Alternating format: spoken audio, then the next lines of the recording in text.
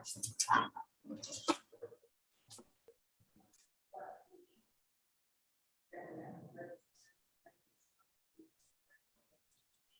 afternoon, everyone.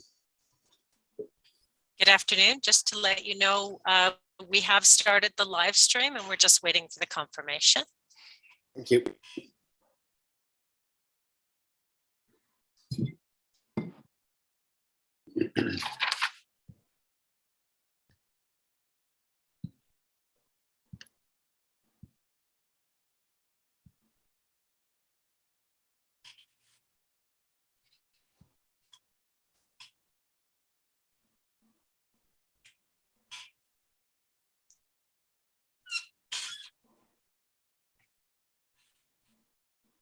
Also, for your information, Chair, we have Ms. Banman who's going to be joining us today and doing the screen share if the remaining delegation does have a screen share.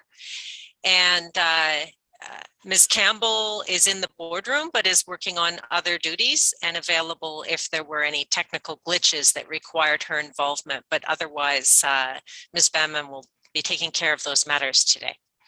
Sounds great. Thank you.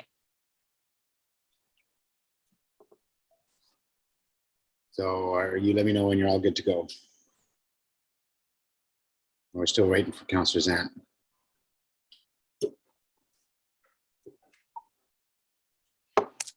He has just arrived and he's joining right now. Thank you.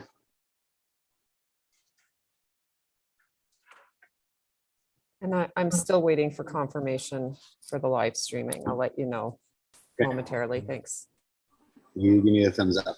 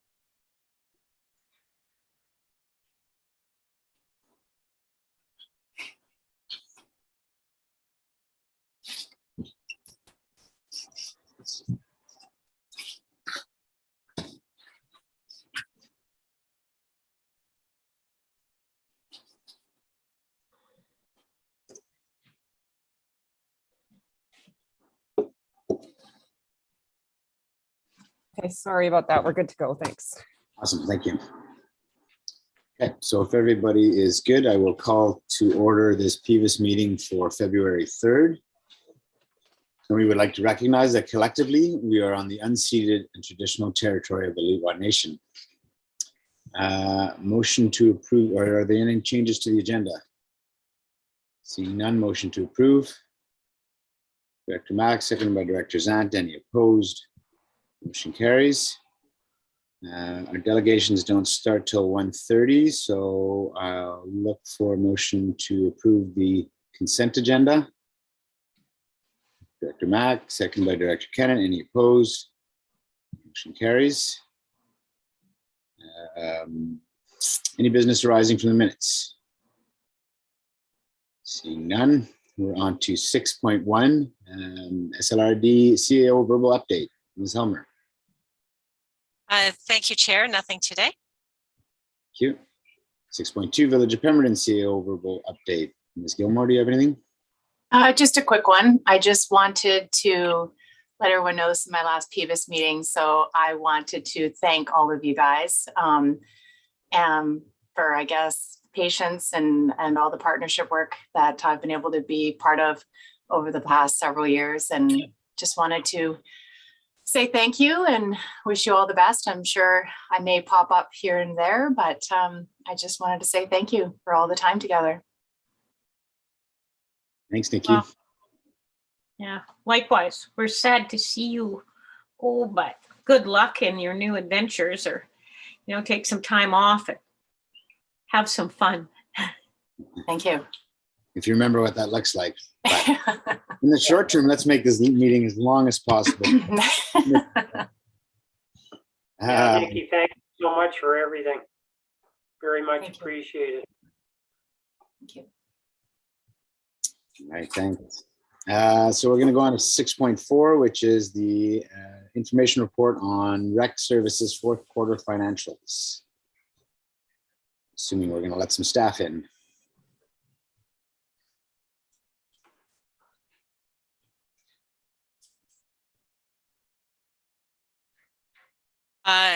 Yes, thank you, Chair. So CAO Gilmore, I'll admit Ms. Burns and Mr. Sikora both.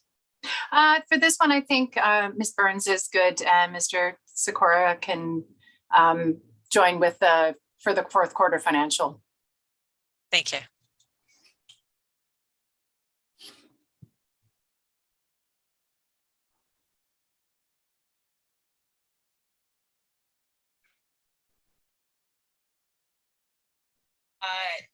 Yes, thank you, Chair. So, Nope. Did you turn your feed off, Christine? Awesome. Good afternoon, Ms. Burns. Thank you for joining us. We are happy to have you here again, and we're on 6.4, the VOREC Q4, or Q4, right, 6.3. Go ahead. Hi, everyone. How are you today? Look at me. I'm having some technical issues because I have too many things open at the moment. 1 second. Anyway, I'm going to chat even though I can't see any of you. Fourth quarter report. Hopefully you found it as optimistic as I did as I was writing it. It's nice to start to see some increase in activity through the fourth quarter of 2021 in recreation. We were super pleased with how registration went in August for our fall programming. We were super impressed with how all of our kids programming went. Super impressed at how the additional programming we added at Christmas for children went as well. We were also really optimistic in regards to how fitness classes went through the fourth quarter, and 121 value-added classes with over 835 unique participants, and then 16 registered for programs through the fourth quarter with 158 unique registrants. Seniors programming stayed kind of steady, and we started to see some return with the men's shed, and started planning some more drop-ins for seniors, which is optimistic. Youth program, where we also started to see some increase in youth activity, returning to the rec and to programs. All of that was fantastic. We saw an increase in participation with fitness center time slots. 524 unique fitness center bookings were made in the fourth quarter, which, is, I think, if I look back at last year's, it was more like 3,000. So that's super optimistic. Pass sales went as I anticipated as well with all of that. I think facility maintenance update, we had our facility maintenance coordinator who started in mid-September. So as you can see, he was able to tick a lot of boxes, which was fantastic. Felt like we completed quite a few things there. Indoor facility use started to return as well. Parks and fields was a regular shutdown in the end of season for Pemberton youth soccer and skateboarding and things like that at the beginning of the fourth quarter. No surprises there. I think our big surprise in the fourth quarter came when the province shut us down on December 21st. So that was definitely a surprise with everything I've been through with from the beginning and the onset of COVID and starting in my role here with the Village of Pemberton as the recreation manager. That is the one pivot that kind of surprised me. However, we did what we did. We managed to make it through, and we'll start to see some positives in the first quarter in 2022. Yeah, if there's any questions, please go ahead. Thanks, Christine. It was an optimistic report, and like you say, hopefully this, as the spring rolls over, you'll see another real big uptick in activities really soon. So thanks for that presentation. Any questions? Any questions? All right, it's all very clear. Thanks, Christine. Can I get a motion to receive, please? Director Mack, seconded by Director Zant. Any opposed? The motion carries. Thank you, and we'll bring on some more staff for 6.4. Yes, thank you, Chair. I'll admit Mr. Sikora and also Ms. LaFrance, and he can likewise attend for her report. Sounds great. Thank you.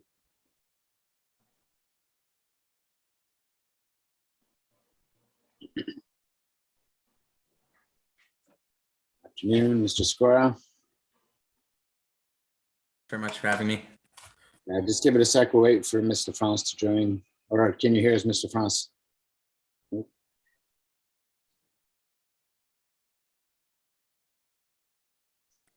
There she is. Good afternoon. All right, when you guys are settled in, we're on 6.4, the fourth quarter financials for the rec services. I'll turn it over to you guys. Thanks very much. So today just wanted to highlight Q4 financials. Should put a big caveat that it's a snapshot in time and that we've not yet completed year end with our processes. So there may still be some adjustments to the actuals.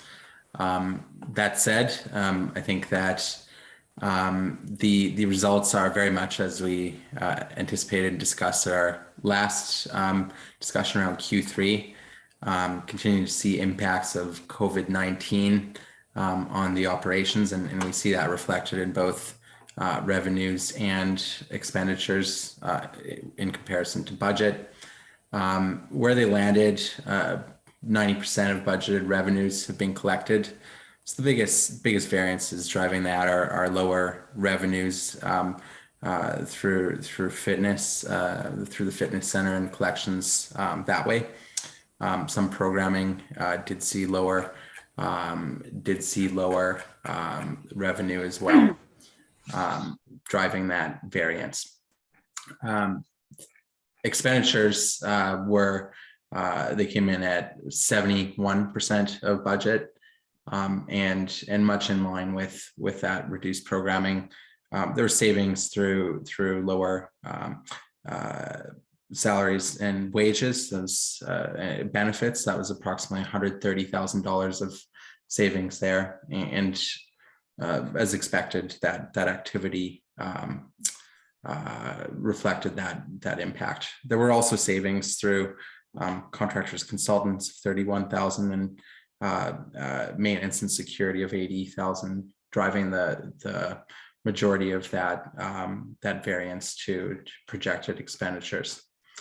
Now, I don't know if anyone wanted me to go through either the consolidated statements or the individual budgets, but I'd be happy to speak to any of the categories driving that impact.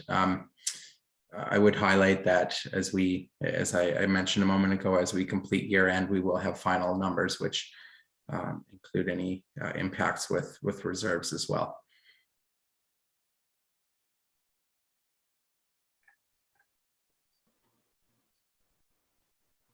Any questions? Questions at all? Christine, did you have anything to add? No, good. Thank you for asking. I think Thomas has nailed it. Well, if there's no questions, I'll look for a motion to receive. Motion to receive, Director Richmond. Second by Director Mack. Any opposed? Motion carries. Thank Thank you, Ms. Burns. Have a good afternoon. Are we? Sorry, I gotta shift pages. 6.5, request for decision, Bike Skills Park, Village of Pemberton. Thank you. Ms. Gilmore? I'll take that one. Thank you. So before the committee today is a report and a request for decision on including the Bike Skills Park into the service, the cost center for recreation service 2106. What we had previously done in the past is we've included, as fields have been developed, they have been included into the service area and budgets have been allocated towards those additional amenities. So soccer field number 1 and was added, as was soccer field number 2. So the report sort of outlines a bit of a process or the history on how this project came to be. It actually started from a request from Porca, who really wanted to see some bike skills features be available for the community as an additional sort of stepping stone to enter into the downhill or other just biking, I guess, kind of recreational activities. This information, both on applying for grants and for locating the park at Dendorf Park, have come before the committee in the past, just sort of to seek confirmation and approval before proceeding. We were informed that we were successful in receiving SARP grant funding for the Bike Skills Park for 100% of the funding, which was approximately $986,000.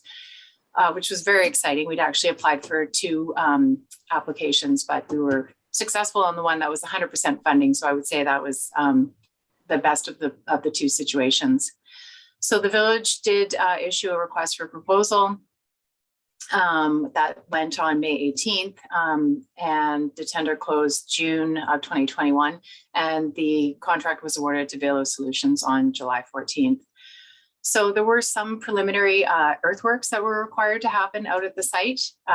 As many of you will recall, we've had to do some changes to Dendorf Park. There was quite a bit of scrub there before. And so in order to achieve fields in that location, there needed to be mowing of some of that scrub, river gravel that we were able to secure through community amenity contributions from Sunstone and Ridge. And then we needed to have preload to allow for the areas to settle before we can move ahead. So this was one little area that used to be sort of identified as warm-up fields for soccer, and it was modified into this particular new programming area. So we had identified that this would come back for discussion and inclusion into the service. Many years ago, there was actually a terms of reference created by the committee to add the amenities into the service, and it was attached to your report as Appendix C. And I think to, the scale of the projects that we've been dealing with over the past couple of years, being 3 sports fields, are quite a bit smaller in nature than it would be for a facility such as an arena or a pool. So we have identified and met the majority, I would say, of these terms. I would say more so than the soccer fields. So at that point, I would feel comfortable, suggesting or recommending that this be included in the service. There's one thing that we have not yet done, and we will include that when we submit the budget for recreation, is a small amount and a 5-year plan for both the second soccer field. We'd already had budgeted for the first soccer field in the past. But we still do need some budget for the second soccer field. What we're expecting is sort of an incremental cost just for items such as fertilizer, maybe some few extra allocations of staff time for mowing, but we don't see it looking like it would double. And for the bike skills park, we will be entering into a license of occupation or use agreement with PORCA. And so they'll be responsible for maintaining and actually organizing, planning sort of their specific events during the summer, and then the village would take that over during the winter. But for that amenity, we would expect to see, weed eating, so a few staff hours, garbage collection. We don't foresee a significant amount of budget coming forward for that. There may be some insurance allocations as well. One other thing I did want to mention is I sort of talked briefly about the differences between the fields and the amenities. And in 2014, 2015, we did go out, the village did a recreate recreation sort of public engagement process. And I think we've talked about it here at the table. I know we've certainly talked about it at the village table, but it's been a little while since we've polled the public, and now that the fields are mostly done, I think the one thing we have left is the baseball diamond is sitting preloaded at this point. But we really should go back out and contemplate what a recreation master plan looks like for the remaining facilities, and gauge the community's sort of desire and priorities for what that would look like. And I think that's definitely a process that we would need to run through this as well, given our partnership on that. So what the village is doing right now is we're looking at an OCP amendment and whether or not it might be timely to look at that in conjunction sort of near the end or another process when our OCP is done. That has not yet been decided, but and I think that would definitely be able to feed into more of that a larger business case when we look at the terms of reference. So I just wanted to kind of give you all that information out to see what we could expect to come in the future when it comes to sort of the larger amenities that'll have a larger significant impact to the taxpayers for ongoing maintenance. Ms. Gilmore, are there any questions? Go ahead, Director Kennett. My question is good job on this. I mean, it seems to have unfolded very quickly. Question about my basketball court. I'm taking ownership of it. I'd sure like to see it get going this year. That hasn't been mentioned. So I was just wondering what the council and so on is, how we are with that on the recreation side of things. I can give you an update on that. That's for sure. One thing I want to let you know also is I didn't finish up with the bike skills park. They did some of the groundwork in the fall, but we will be resuming once the snow flies, and it should be operational by the summer. So that's exciting. It'll be an amenity that'll be in use very soon. For the basketball court, one thing that as the committee will recall, we identified lot 8, which is just off of Frontier Street, as the location for the basketball court. The village is just finalizing sort of a layout where that basketball court will go so that we can hit the ground running and get that basketball field launched and into action by summer, hopefully, if not maybe a little bit after that. But we just need to find the location for it. on that site. And then I know staff at Recreation have that on their work plan for this year. Mhm. Okay, that's awesome. Thank you. Go ahead, Director Mack. Yeah, just a question on the baseball diamond at the complex. Where is that in the schedule? So Sooner than later. hopefully, I think it probably isn't going to be as complex of a project as the soccer fields. It'll be nice because the amenity building will be there. There'll be washrooms. And as I mentioned, it's sitting ready to go. So we'll need to turn our attention onto what a budget looks like and whether or not, depending on what that budget looks like, what grants we can look for to get that going. But it's preloaded. The material's still sitting there. We just need to put together, backstop. Obviously, we want it fenced. We want to protect it from the horses. Or there's some additional lighting because we already have some of the lighting for the soccer field. We could draw some conduit over. So it's just getting some cost estimates on that. So I can bring that back to and just sort of identify it on the, well, actually, we brought that to this committee, future projects that we would look to add and fund. Thank you. Any other questions? Any questions on the bike skills park? Okay, seeing none. Sorry, I'm just going to go back to my report. Would somebody, if we're comfortable including this in the service, would somebody like to make a motion that it be recommended to the regional board that the proposed bike skills park be added as a recreational amenity to the Pemberton and District Recreation Service cost service 2106? Director Mack, seconded by Director Zant. Any further discussion? Any opposed? Motion carries. Thank you, Ms. Gilmore. So that takes us to the budgets. I don't think we want to dig into that for 5 minutes. Is there any other business that we could do for 5 minutes before we go to our delegation at 1:30? Is there anything, Ms. Helmer, that needs to be taken up? Not really, eh? Okay. Thank you, Chair. No, I think the only other thing is something you may want to wait until after the delegations as well. Yeah, exactly. Okay, let's take a 5-minute recess and we're back here at 1:30 for our delegations. Thanks.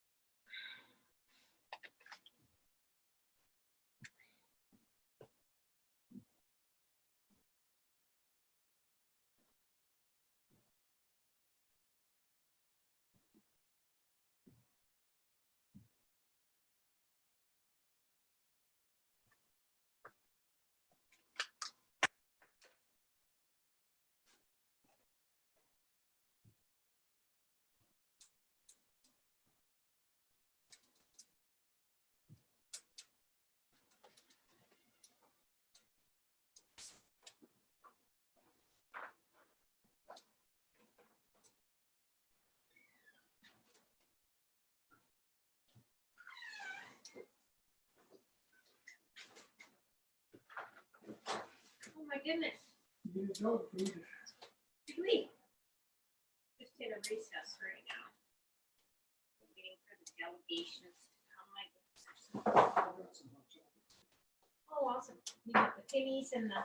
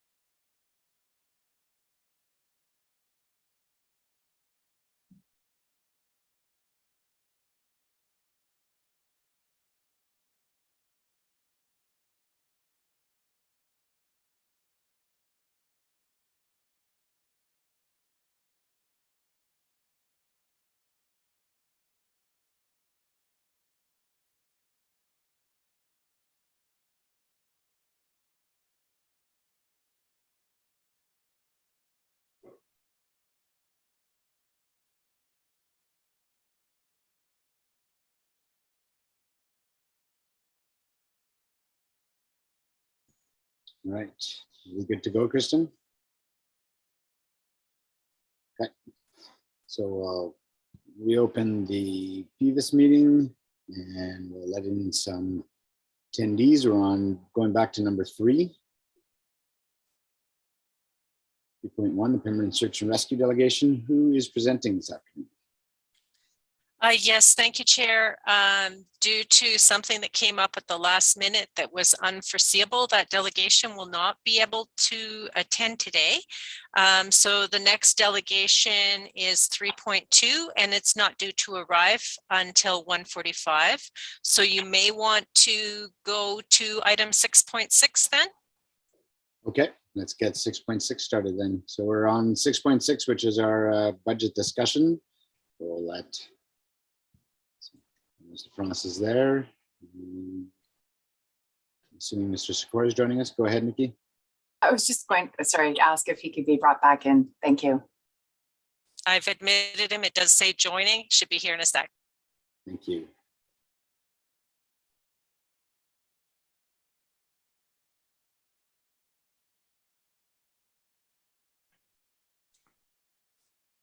Okay, welcome back. When you're ready, Ms. LaFrance, I'll turn it to you. Okay. Good afternoon. Suzanne LaFrance, the Director of Finance for the FLRD. And we're going to discuss some of the Pdif 2022 budget. So before you was a full package of what we're going over today. And I'll talk about the assessment values just quickly. So Village of Pemberton and Area C assessment values went up quite a bit in 2022. This is the BC Assessment 2022 completed roll. Mr. Fong, did you want to share your screen with us maybe, or is everybody good following off their report? Did you guys want to screen share? It's just the beginning of the report. Okay. Sorry. I'd rather not screen share. Sorry. Okay. So the total 2022 assessment change was around 25%. There's two different charts here at the beginning of the notes, and I'll explain why they're quite a little bit different. So the first chart just looks at the actual statutory rolls from the BC assessment, which are only 3 times a year. So there's the completed, revised, and final. And this just looks at the 2022 completed versus the 2022 revised roll. The next chart looks at the non-market change. So basically all of the assessment change that wasn't due to market changes, which includes, you know, property class changes, zoning changes, and an inventory changes. So for 2022, there was quite a big change for both the Village of Pemberton and Area C in terms of non-market change, and they grew 2.4 for the Village of Pemberton and 2.24 for the Area C non-market change. So you'll see that the total 2021, the assessed value on that second chart, $1,964,994,335. That's slightly different from the 2021 revised roll because it includes additional changes that the BC assessment has done in December to the 2021 roll that hasn't been released. So in all, there's quite a bit of increased inventory for both the Village of Pemberton and Area C for 2022. Any questions on the assessments and non-market change? Okay, so we'll just go right into the next part, which basically states that the 2021 forecasted amounts in the budget will change. These are just estimates at this time. And the Pdif committee can choose to approve a budget after this meeting, after this discussion, and then the budget will not have to be brought back to the next meeting in March. So when looking at the requisitions, the consolidated Pdif budget tax requisition is actually increasing, but the tax rate decreases overall. And that is due to the assessment changes. So with looking at all of these in one lump sum, basically a $1 million home would pay $53 less in 2022 with these current budgets. So we'll jump to the permanent fire rescue. Sorry, the permanent fire rescue budget will be presented in March. We are still going over the final details of the fire protection and the fire rescue charges, and that is through the Fire Services Committee. So we'll jump to the permanent search and rescue request. So this request is the same as 2021. They haven't requested an increase for the full 5-year plan. And so if you want to go to the full budget for the permanent search and rescue, they're asking for $37,250 for each year. Any questions on the permanent search and rescue? Unfortunately, they weren't here as a delegation, and they may be able to join the March meeting. Okay, seeing no questions, we'll jump to the Pemberton. Oh, sorry. Yeah, I guess just on that, are we going to ask them to attend the March meeting? We seem to be, this happens every year, sort of, or every other year, when for some unforeseen reason they don't show up.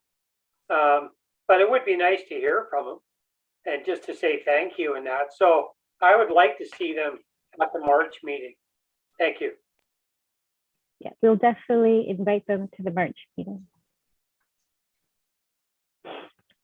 So the Pemberton Refuge Grounds is the next budget. This budget is shared between the Village of Pemberton and a portion of Area C. The 2022 requisition has increased quite dramatically for this budget, and it's a 38.7% increase over 2021 with just straight dollar value. And it's mainly due to the new transfer site and the new contract that we have estimated at this point, as there's an RFP just going out to the tender. So at this point, it's just an estimate of what that contract cost might look like. So within the permanent refuse grounds, there's the 30-year borrowing that we're still completing. There's still $811,000 and $353 to be borrowed. And so that's included in this budget. And it includes $400,000 as a short-term borrowing to be repaid over 5 years as well. And this is due to the need to have more funds available in 2022 to offset the fixed asset increase, the new transfer station. So I mentioned that the third-party contractor costs, those are shown in line items 50580, contract services. They are estimated at this point based on our own review by staff. So we're still transferring $20,000 a year for capital reserve, as the capital reserve for Pemberton transfer station is fairly low for what we need. It's only $65,000 at the moment. We are transferring all $20,000 from the surplus reserve to be used in 2023 to assist when the borrowing principal and interest payments start to come increase. And the 2023 requisition is currently over the current allowable maximum requisition, leading to a potential requirement to increase this beyond the approved 5-year 25% increase that regional districts can do without inspector approval. We looked at whether we can increase this requisition this year, and we cannot. Basically, this service has both a dollar value maximum requisition and also a rate per thousand maximum requisition. And because of the assessment increases, there is no opportunity to increase that rate per thousand. If we tried to update based on the 5-year allowable 25% increase, it would reduce the tax rate per thousand. So we don't want to do that, basically. So potentially there is an opportunity in 2023, when those 2023 assessments are released, that there can be allowable increase based on the rate per thousand, but that would leave it to the last minute. So there is some issues with the 2023 budget as shown. And like I mentioned, the contracted services currently is an estimate based on our known estimates by staff. So I guess we'll open it up for questions on the permanent refuge station. And I wonder if Melanie, if Angela or Mary Lou are available. I know that they mentioned they were going to be available for this. Yes, they are available. Is that all right if I admit them, Chair? Thank you.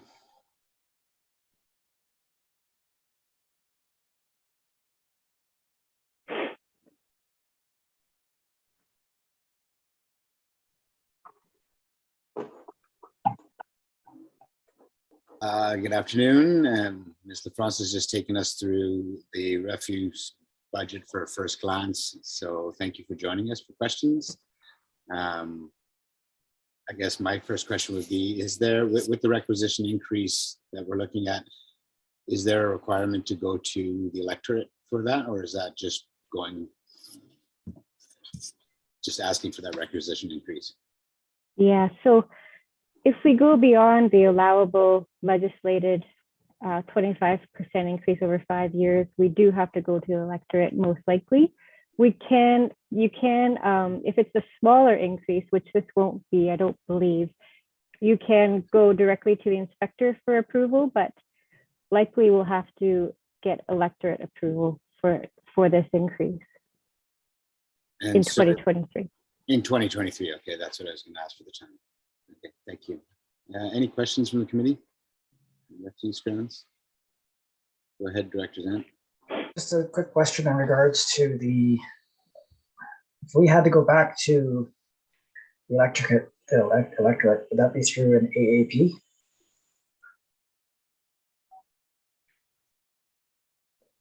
Most likely, yes. There's the opportunity to go through an alternative approval process or a referendum. Okay, Referendums are a lot more expensive, so it would be through an AAP. right. So then my follow-up question would be, is that how many AAPs do we have out right now? Just curious where it would fall in a line if in the lineup, if there was a lineup. Ms. Helmer, did you want to do that? Yeah, thank you, Chair. So we have there are 8 that have already been approved and put on a list, and there have been, subsequent to that, 3 additional service areas that I can recall in the intervening months. So this would now take us up to 12, either new services or amendments. And yeah, it would be up to the board as to where they would place things in terms of priority. But in order to balance the budget, I would say that would be an important consideration that would be put forward. So that's what I'm sorry to follow that up. I'm trying to understand the timing a little bit. Mr. France said we would have to go to AAP in 2023 or for 2023. In other words, if it's in 2023, it could stay further down that list you just described, or does it have to get bumped up to make budget requirements? It would have to be approved before the budget is approved next March 2023 for the 2023 budget. So it's something we would begin. I'm just trying to feel my way through. It's something we would begin next fall, sort of thing. Is that depending again on how the list of other services have been tackled? Through the chair, I would think the sooner it would be started, the better, because typically we estimate a 6 to 9 month period for something that's not too complex. Thank you. Do you have any follow-up questions, Director Zant, or are you good? Well, I'm just curious where, when you say the boards has the ability to place this in the line, is that the regional board or is that this committee here? Or will this go through to the SLRD board? It goes to the board, Director Zant. There's as CL Helmer said, there's a number of these direct service areas to be created, and then so this would then get on the list, and then it would be brought forward to the board to be prioritized amongst others. All right, that was what I was curious about. Thank you. No further questions. Anything to add to that, Ms. Helmer?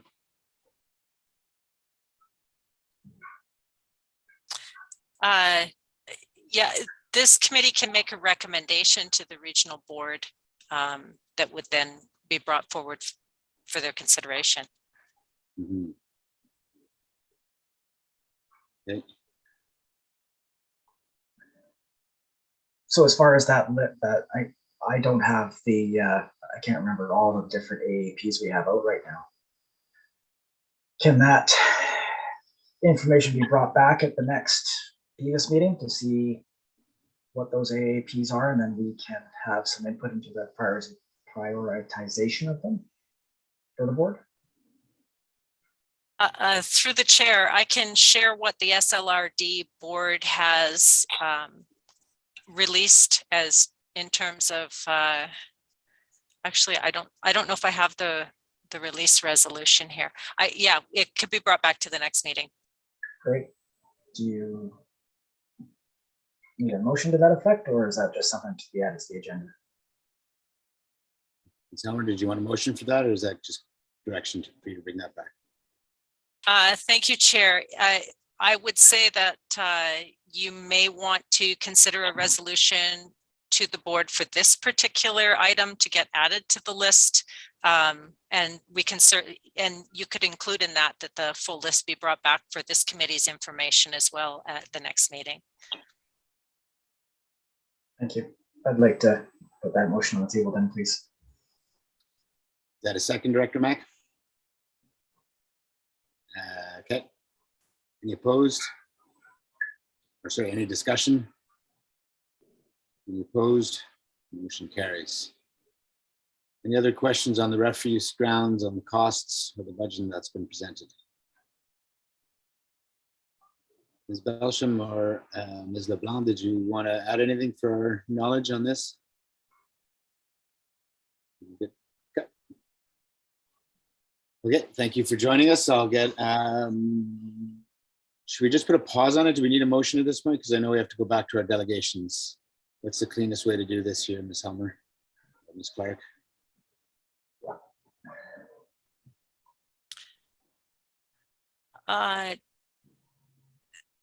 Director LaFrance, do you have more to present still? Yes, yes. Yeah. Is our delegation waiting right now, or can we carry on? Yes, Chair, the delegation's in the waiting room. Okay, can we put a pause on this? Thank you to staff for coming and going like this. We have a delegation waiting, so we'll do that and then bring you back. Okay, I'll admit Ms. Tomlinson, Chair. Thank you.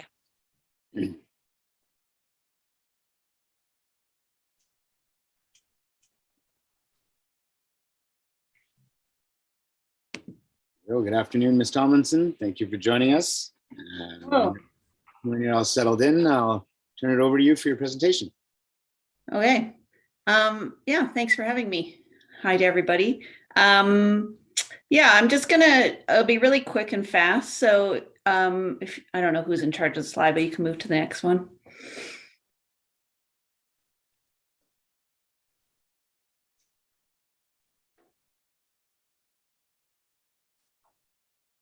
There we go. So I just wanted to just give you like a really brief update of how last year went. And so with specifically our Sprint Flatwater program, so you can see that we ran some programming in the spring after school, a couple days a week.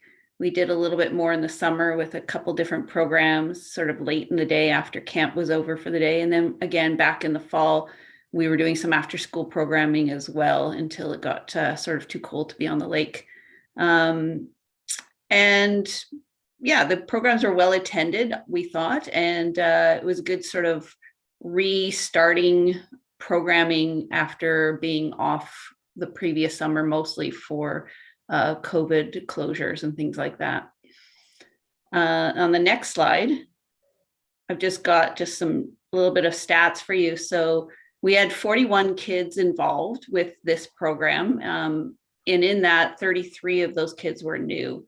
And so that was really, the goal last year was to try and get some new kids in the programming and to develop those programs more and more. I think there were like 4 regattas throughout the summer last year. A couple of them ended up being canceled. But we had a total of 14 like registrations through those regattas.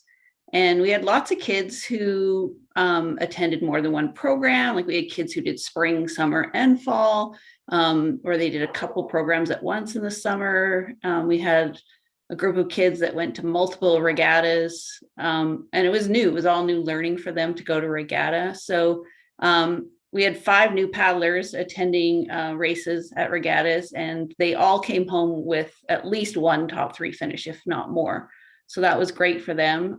We did a little regatta here in town right at the end. I think it was in early September, just for the local kids so that they could, if they were a little intimidated to go away to go to regatta, they could see how the whole process works. And that sort of leads into next year and hopefully getting more of those kids to go and do some racing. So we had kids from as young as 7 from our summer camp program all the way up to 14-year-olds at that. And it was a miserable day. So having 11 kids come out on an extremely gross and disgusting rainy day was actually pretty impressive. The thing about being a small club too is that we usually our numbers aren't big. So when we do go to regattas, our kids are spread out over all sorts of different age groups. And we usually have like one kid in every sort of age group. We were kind of lucky enough this time that we ended up with 4 girls in our U14 category. And so it was great because they were actually getting to do some team boat racing, and they ended up coming 2nd overall in total points for their age group in the province, which was great. So that was great learning for them. And next slide. So just the biggest thing for us, I think, with this program and all our programs is to, get kids outside doing physical activity. And I think with COVID, that was even more important. And I think parents really appreciative of outdoor activities for kids to do. We really wanted to focus on like building skill as we went along. And as the kids like learn on beginner boats, and then they start to feel comfortable on those, then you put them into the next boat that's super tippy, and they got to, learn how to adjust to that boat. So it slowly builds up their confidence as they get into a little bit higher and higher caliber boats. And then one of the programs we were doing was this Women on the Water program, which we'd never done before. And it was really great because the girls were all together. And we really worked on team building with them and socialization and peer interaction. And that ended up going really well. And it was really, as with that U14 group of girls, it was a great little grouping that really worked well together. Next slide. Yeah. And so just to give you an idea of what we did with the grant money, you guys have the full amount of our program budget and stuff from last year. I think it was part of your package. I didn't put it on here, but what we decided to use this money for was to help pay for 2 new boats. We also received money from a Jumpstart grant, which was a really big, nice grant to get. And it was like to get going back after COVID as well. So that helped pay for some of these boats and some other boats. And then we're really fortunate that Carrie Sharon has joined our board. She was, I think, one of Hugh's original flatwater paddlers way back at the beginning. She competed at when the nationals were in Whistler. And so her kids are now paddling with us. And so she's taken a really keen interest in like really looking over our fleet of boats and trying to figure out, what we have that's working, because Hugh has accumulated a lot of boats over the years in various states of usability. And so she really went to town with a few people and really started working on boat repair. So we really put some money into getting some of our fleet in a little bit better condition for the kids to use. And so we're just looking at that right now. It's like, what do we have that works for the kids? What are we missing in terms of for certain ability levels and things like that? So that's why the single person canoe and the single person kayak were purchased sort of for that mid-range group. We've also got 2 surf skis coming, which is something we're going to start building into our programming too. Next. And yeah, so for this year, we're just sort of we're still working out, lots of details, but this is our plan for this year, is that we're going to use some more of the, from the sport to life language that is out there. So we've changed a few of the names that we're using this year. So we're doing a paddling fundamentals course, which is sort of your like learning to paddle programming that we did last year, which is recreational. And then we're going to have our development program, which sort of will take our kids from last year and move them up into a little bit of a higher level where they're learning how to sort of compete and do things for races. We're going to run the Women on the Water program again. And then the plan is to run some Indigenous programming in the spring. I'm still working out that with iSpark and Lillooet Nation, but I'm hoping that will happen. So there you go. Any questions? Thank you. There you go. Go ahead, Director Kennett. You're on mute.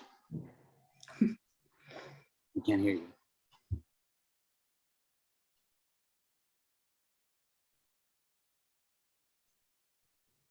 I just want to say thank you and good job there with all the kids out there. I think it's a wonderful one. Yeah, keep it up. Thanks, Janice. Anyone else? Go ahead, Director Zant.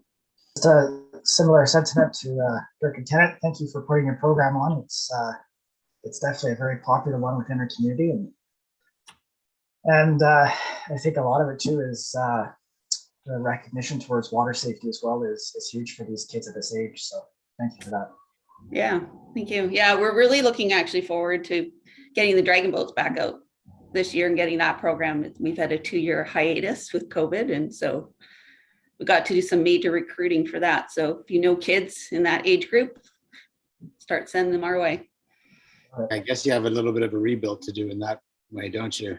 Yeah, we do. Yeah, like we're down 2 years, so we've lost like 14 kids to graduation, right? Grade 12s, and then yeah, so we have a big gap in sort of that grade, huge recruitment in sort of that grade 8, 9, 10 age group now.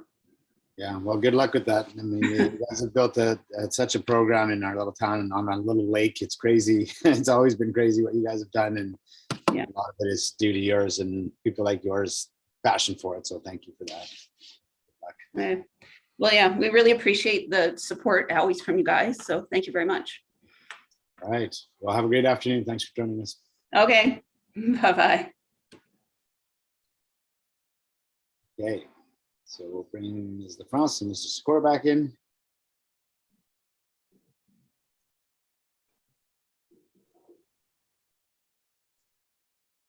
Okay. Thanks for that. We'll turn it back to you, Mr. France.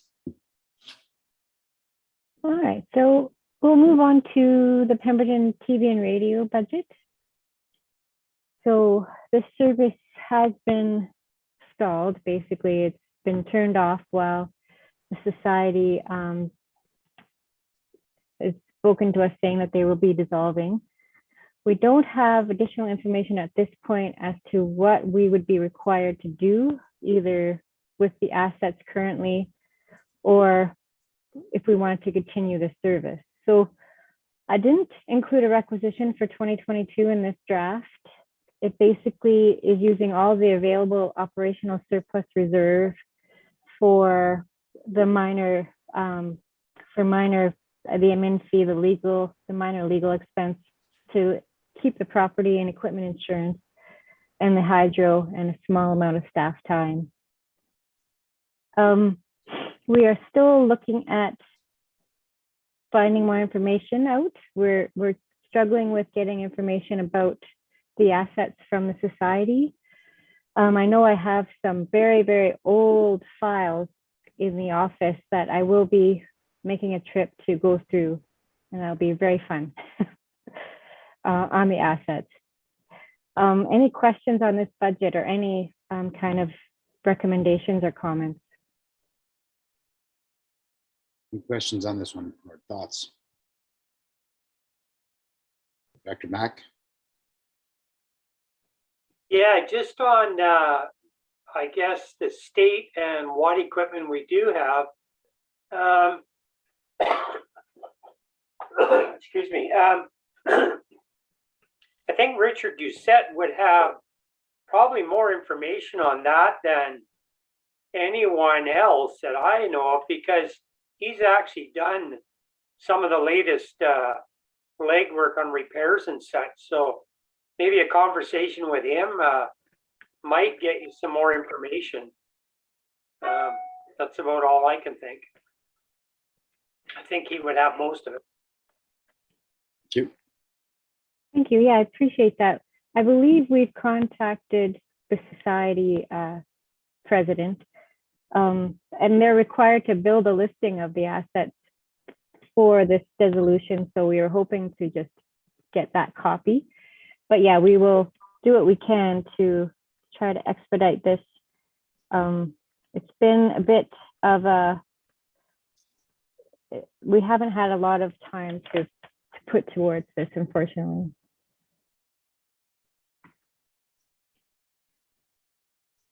Okay, did you? Sorry? Go ahead. So we can move on to the next budget, which is the Pemberton Museum budget, which is the same as what was shown last Pdif meeting. They have requested a slight increase. it leads to an 18% increase in the requisition, but the tax rate per thousand does still decrease. So if the Pdif committee is happy with that requisition level, basically this funds the Pemberton Museum for their annual 2022 year. We could approve this budget, and I wouldn't have to bring this back to the Pdif committee for review. Any thoughts or questions? Director Mack, go ahead. No, I'm comfortable just approving that request as it is. Okay, anyone else? Director Zant.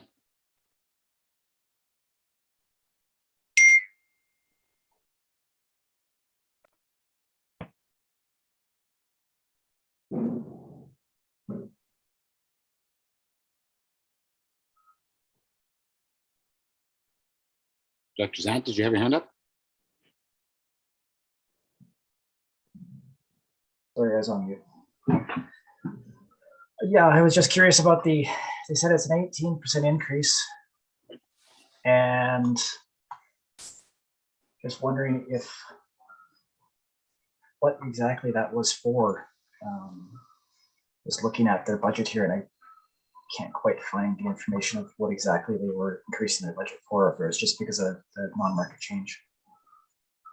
I think a lot of it came in additional wages, but I'll ask Ms. LaFrance to give more detail. Yeah, they came as a delegation in January and discussed, but if you look at their requisition request, basically they have new wages, a new program and event supervisor. Can you give a page number and a line number just to make sure everybody's following along, since it's not on our screen? What page? I don't have the agenda page number, but it's page 31 of my package. Let me see if I can just figure out which page number that is. I think it's page 70 is what I have. And it starts with halfway down the page of goals and objectives for the budget year. Great, thank you. And yeah, so the operational increase is for wages. They have also an operations supervisor and students that they hire. And they're able to access 60 to 80% matching grants for the summer students. They're also requesting an increase for insurance, an increase for utilities, an increase on repairs and maintenance.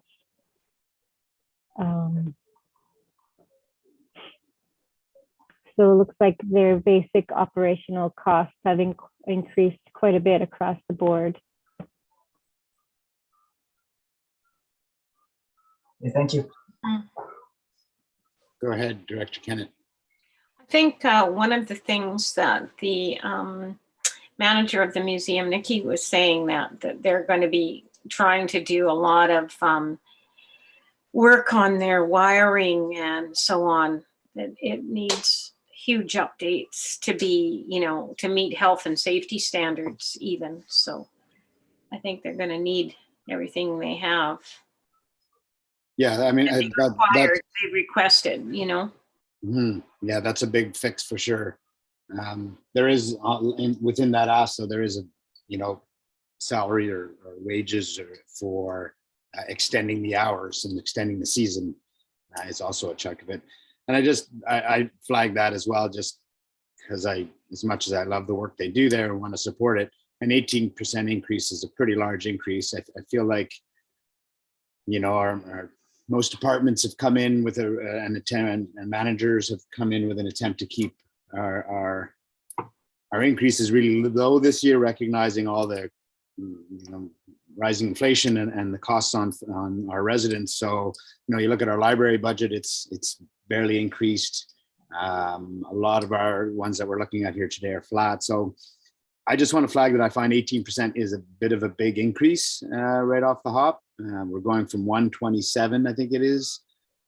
I'd have to flash back, 127 to 150 and change. So that's like a 24,000, something like that. I have to find it again, increase.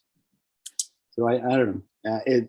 I love the work and I want to support everything they do. Maybe extending the hours perhaps is not, this isn't the year to do that, and let's keep costs low. I know we have some non-market change that can absorb it, but just because it can be absorbed, it doesn't mean we need to use it. So yeah, no, that's my thoughts on the increase. I wouldn't mind contemplating a slightly smaller increase than proposed, and they can work with it. Director Zant, go ahead. So if that's, I mean, I kind of, like I said, I kind of look at it too, and considering the information we've been given and looking at other budgets, 150 does seem a bit high. You know, as I agree with you, I think the work we do is very important. But if we were to send us back to them, can we give them we advise them for a number that would work best? Or just say, please come back at the next meeting with a different number? You're on mute. Right, I guess there, and help me out, staff. There are two ways that we could approach. We could offer whatever budget number we feel is appropriate at this point, or we could return it to them to just maybe have a look at their budget and decide what they can maybe defer a following year or find savings on, and come back with another number. I don't know. Anybody else have thoughts? Okay, Director Kenneth, go ahead. Yeah, I just go back to some of the infrastructure stuff that you know, it's pretty costly to get in you know, proper.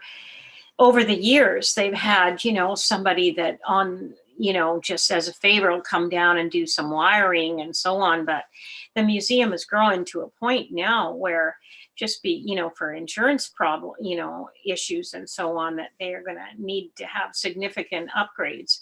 And unfortunately, that's costly. Yeah, no, I agree with you. I was talking more about the wages in terms of extending the hours, looking at kind of postponing that for a year. I agree with you. The wiring, you know, what Nikki brought to us last presentation, I think it sounds like it has to be done and it has to be funded. I was just thinking more, if we were looking for a saving, it would be in the proposal part of extending the hours or extending the season at this point. Is there that much use and that much, yeah, is there that much use in the shoulder seasons that we want to extend it? But I agree with you on the infrastructure level. Just as a go ahead. A remark on that, Mike, I think that, you know, it's an integral thing for the community and tourism, and such a big draw for locals and also, you know, for different organizations that have events there and so on. And maybe they can try and maybe if there's easing on restrictions, to have more fundraisers and that sort of thing as well. Mm-hmm. Yeah, no, I agree with some of their costs, you know. No, I agree with all that, and I love the work they do there. I think it's a really important part to our little town and our valley. But I was just wanted to flag that it's a really big increase compared to every other budget that we've looked at.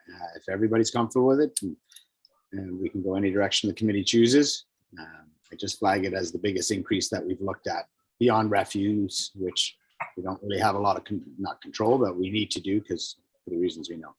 So that's the only reason I bring it up. It's up to the committee to take this wherever they would like. Director Zant, go ahead. So my only thoughts behind this would be, could we send it back to the library or the museum and say, can you maybe take out what wages would be concerned with the extended hours, and then see where the budget comes back to with that? Like, give them a direction to go and say, okay, well, here's our questions. What would your budget look like without extending your hours? Yeah, I mean, I would say that I wouldn't even get as specific as that. If the committee doesn't want to send it back for a little refinement by the museum board, then I would say we leave it at that. My suggestion was the hours, just because that's what came up for me, but you know, they know their operation a gazillion times better than I do. So that was what I came up with when I thought of, well, can we ease a little bit of the pressure on this budget? But they might have something totally different. So if we did send it back, I wouldn't be as prescriptive as they cut back your wages. I would say, Right. you know, the committee is a little bit concerned about the level of increase, and can you have a look at the budget and see if there's any pencil sharpening that could be done, or you know, that would be, it would be that direction, or approve it as is. So that's up to the committee at this point. I'll look for a motion.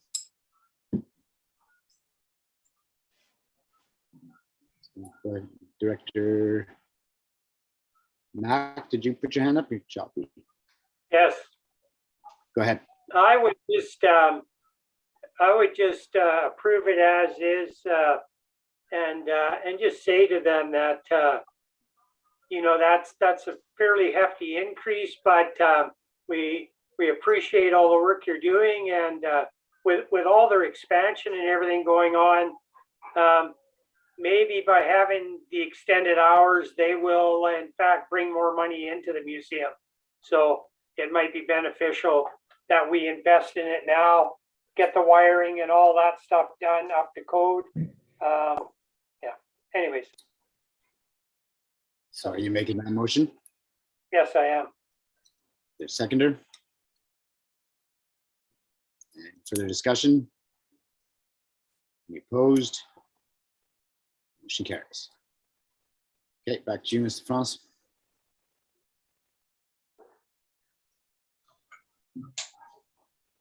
So I won't be bringing that budget back in March. We'll just leave that as approved as is. We'll go to the permanent library budget next, because that also was presented last month, and it has a very small increase, which of course the residential tax decreased for the service. Any questions on the permanent library budget? It's the same as what was shown last month. Yeah, I mean, I should have asked I should have asked Emma last month. You know, looking at it again this week, looking at the wages increase, they seem very, very minimal over the, like I'm looking at the 5-year projections mostly, and they seem pretty minimal. So my question for Emma would have been, and maybe it could be taken back, is there room within that 5-year projection and wages for all appropriate merit increases? And over 5 years, as the library grows and the village grows, is there room for, within that projection, more staff increase as necessary?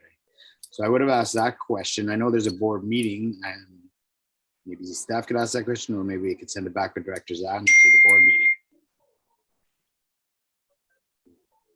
Yeah, so that's, I don't know if you could answer that, Mr. France, or if that's a question directly for Emma. Yeah, no, I wouldn't be able to give it any answer to that. It's all based on their own reviews that they do.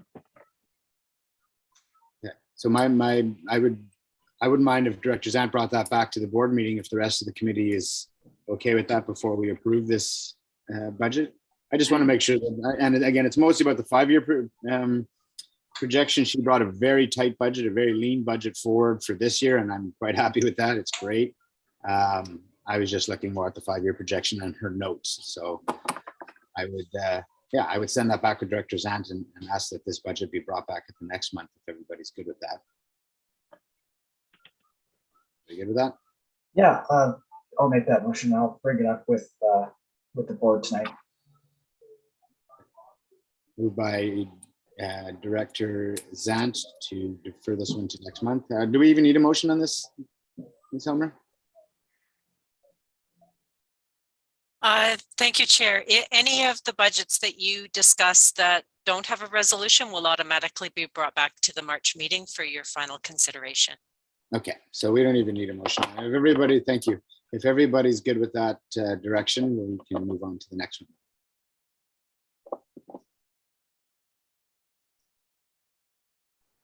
Mr. France. We can't hear you. Sorry about that. So yeah, we'll leave permanent library for next month's review. The next one I'd like to discuss is the Area C Village of Pemberton Cemetery. I received a request from the Pemberton Cemetery that works out of the Legion, and they requested just $2,500 a year for each year, which is the same request as last year as well. And that's all they requested for operations. They may also be able to join the March meeting.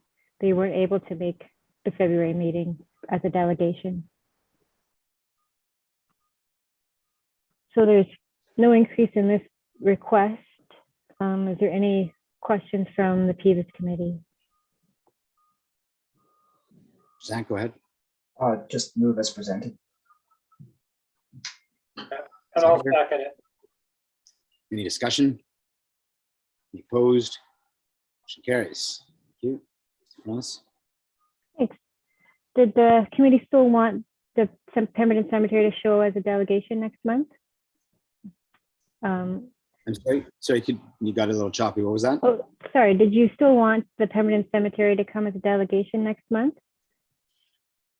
Or since it's already passed, can we just forego that delegation? Personally, I'm happy to forego it since we've passed the budget. I do often enjoy hearing from them, and if they felt like it, they're more than welcome, but I don't feel the need for it unless the committee would like. Go ahead, Director. I agree with the chair. I mean, if they want to come out, it'd be nice to hear and see the final project, but if they can't make it, I'm not gonna be too worried about it. I just haven't had no requirement. No requirement to Mr. Funds. Yep.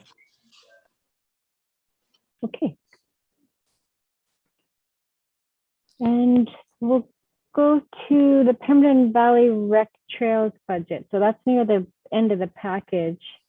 I'm just going to hit the highlights. So this requisition isn't able to be increased until 2023, which is good news. So in 2023, the maximum allowable will be 25% greater. But for 2022, it's pretty maxed out. I discussed this with the Parks and Trails coordinator. And so what we have in this budget is the PVTA amount, which is $20,000 annually. And the Parks and Trails coordinator did make a good comment that potentially this might be better served to be moved to the Pdif Fund for recreation. And I'll just bring that question to the Pdif committee for their thoughts. For next year, obviously, I can change this budget to show it as a request for PDIF versus a $20,000 part of the Parks and Trails rec budget. Thank you. Any thoughts or comments or questions? Personally, I kind of prefer seeing it remain as a budget line. Our PDIF is already oversubscribed.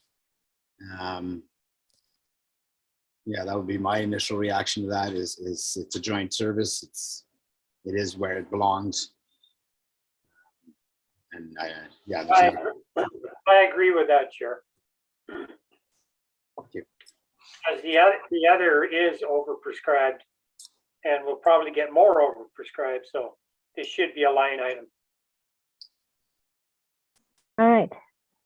So the funding hasn't moved in years, so it's basically not enough funding for PVTA, but we'll keep it at $20,000 for 2022 under this budget for now.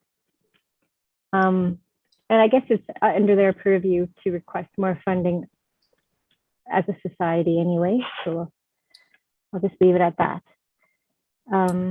So some of the new projects that the Parks and Trails coordinator was looking at was the Riverside North project, and we've only been able to commit $2,000 to that funding this year, and next year there is more funding available in requisition for that project to continue.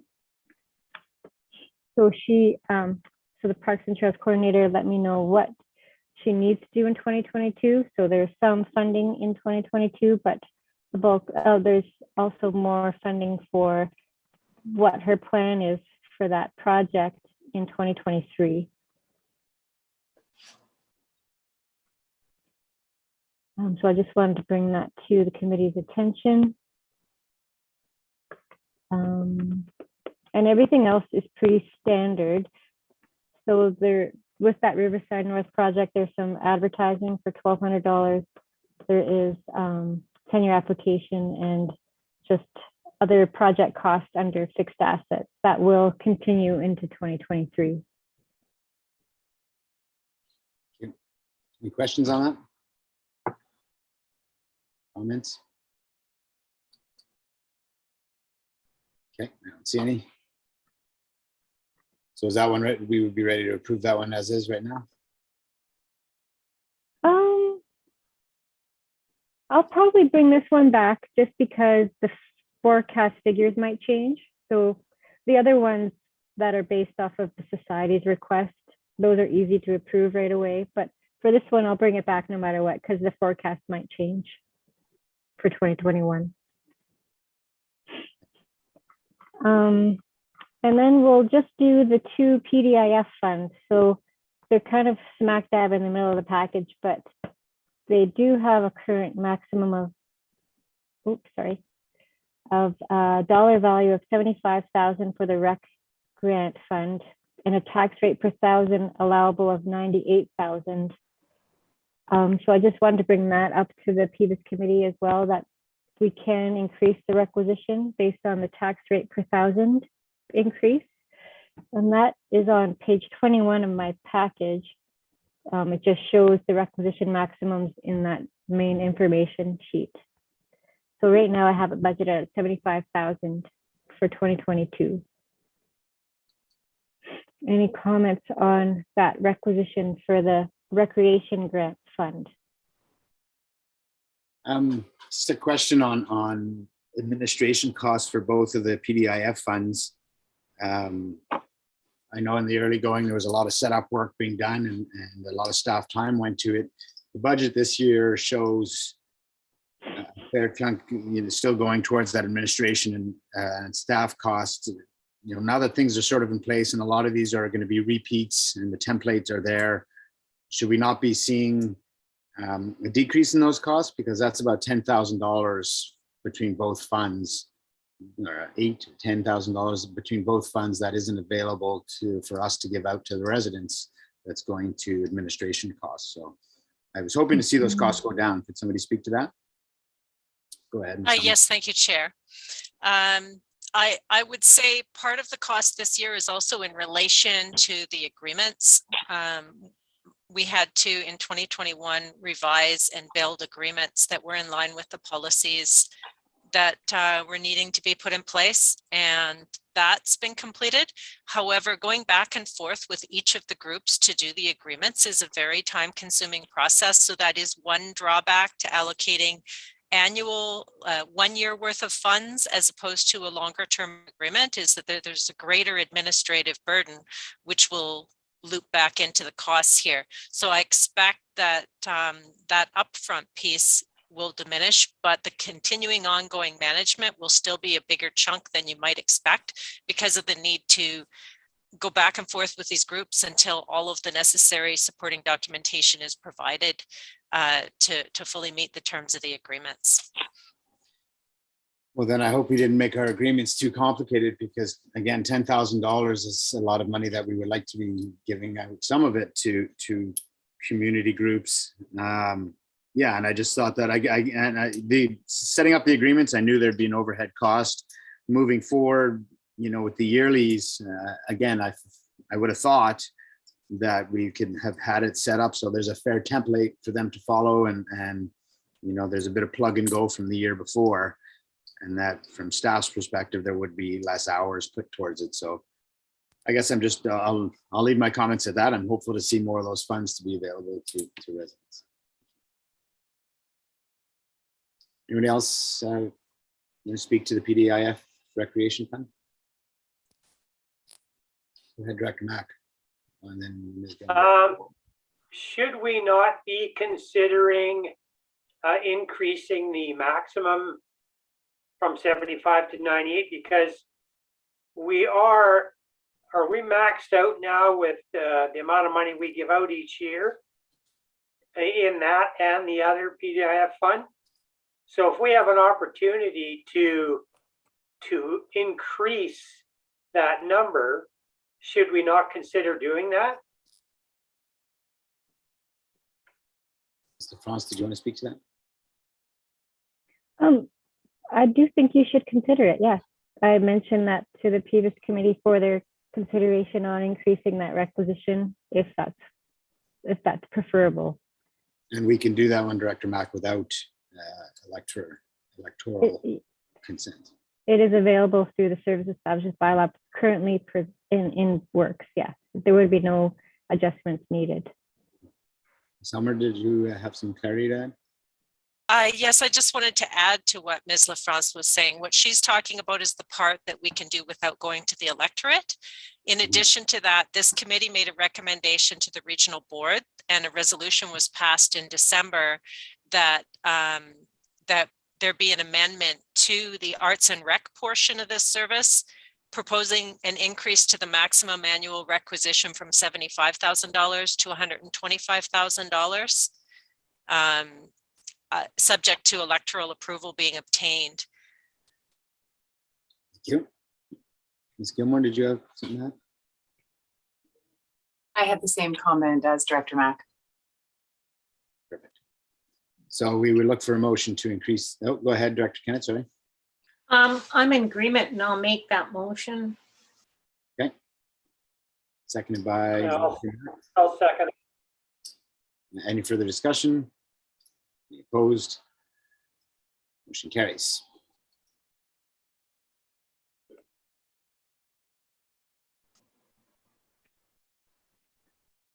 And just to clarify, that was to go to the 98,000 Yes, that you just passed. Okay.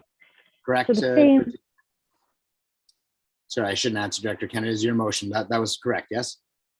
Yeah, well, I thought maybe it might be 125, but if it's a big hassle to change that, I mean. Yeah, no, that's the maximum within the for us Yeah. to be able to go to the inspector. 98,000. Okay. Yeah. Well, I'll go to the max then that we can do without. Okay. Take it to the max. Did I call the question? I did, didn't I? okay, so I'll bring this back next month with that change. And the next budget is the same, the 2109, that's the Economic Development Grants Fund. And this one, because of the assessment changes, the requisition maximum is now 65,000. So currently the budget is shown at the regular 50,000 requisition. I'm not sure if the Economic Development Funds is also needing to be increased or not. So I'll bring that to the Pdif committee for their thoughts and consideration. So same question for the group with regards to the Economic Development Fund from PDIF. Yeah. And I would recommend that we increase that to what the maximum is allowed there, which you said was 68, is that correct? 65,000. We'll go from 50 to 65. Okay, I'll make that resolution. Seconder. Director Zant, any further discussion? Any opposed? Motion carries. Thank you. Where do we go from here? And that is the end of my presentation, but if there's anything else concerning these budgets that the committee wants to discuss, we can do that now, or at the March meeting, all of the budgets other than the museum, which is approved, and the cemetery, which is approved, will be brought back, as well as the permanent community center budget. Any other questions or anything else that the committee would like to see come back with the next budget presentation? Mr. France, if we can make it possible to share our screen for the next budget presentation, I think it's helpful for the committee to be able to follow along line by line instead of us trying to follow on our own. So if we can make that available for the next meeting, that would be much appreciated. Okay, thanks. Thank you, Mr. France. Thank you, Mr. Skora. Or are you sticking around for 6.7, that takes us to 6.7, the PDIF report. Yes, thank you, Chair. Ms. Campbell will be joining us for that meeting, and I don't think we need our finance folk to remain. Okay, thanks to both Thank of you. you. Good afternoon. Thanks, Suzanne.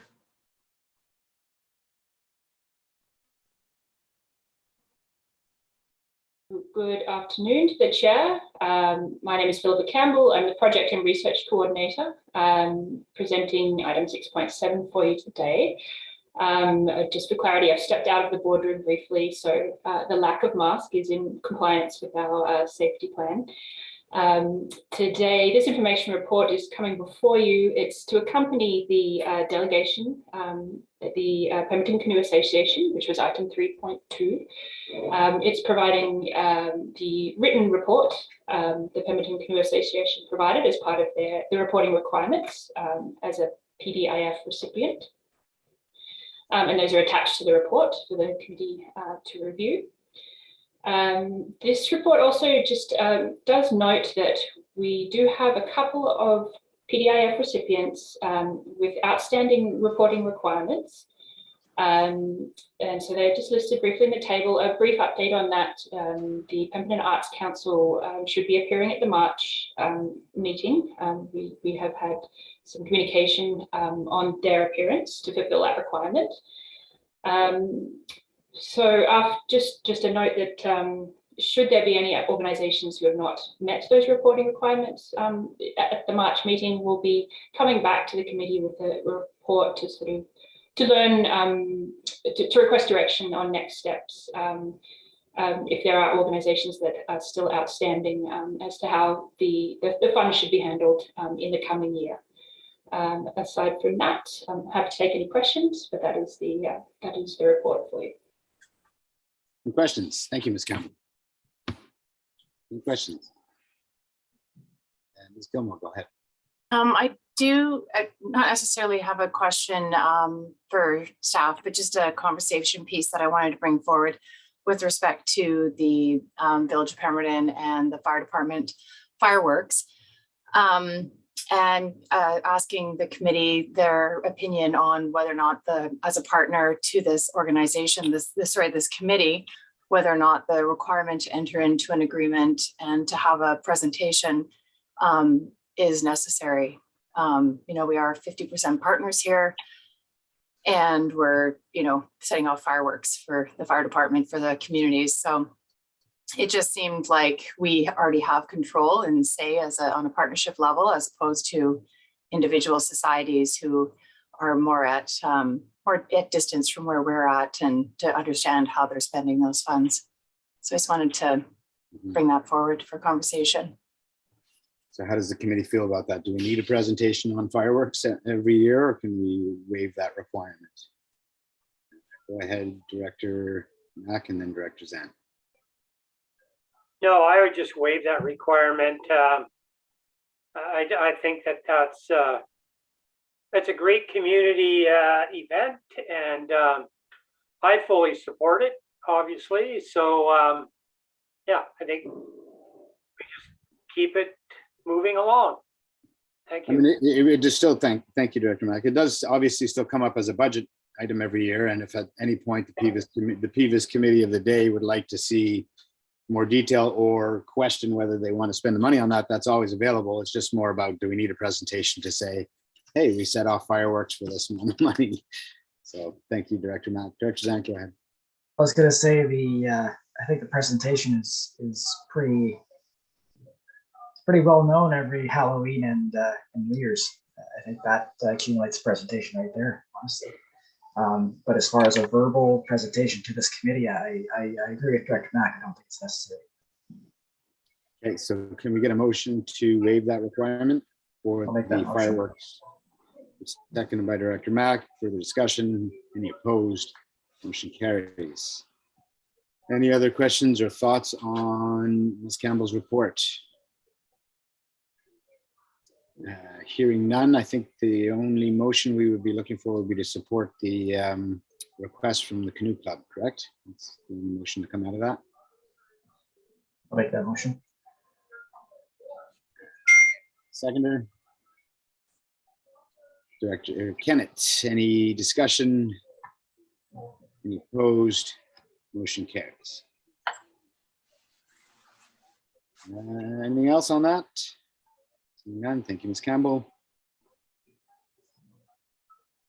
Okay, that takes us to decision on late business. Late business, we have none. Closed committee meeting, we have none. Director's notice of motion. And a motion to adjourn.